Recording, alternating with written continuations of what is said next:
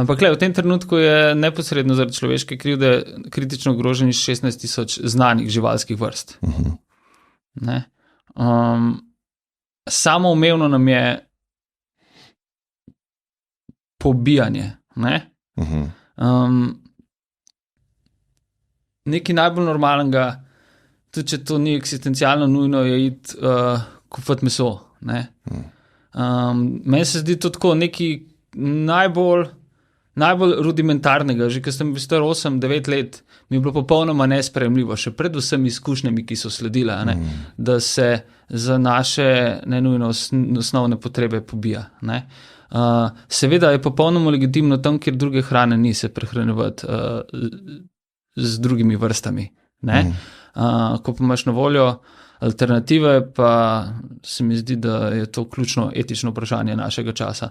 Ker če ne pride do mogoče samoomejevanja, samopremisleka na tej ravni, potem tudi dvomim, da lahko pride na drugi. Ne?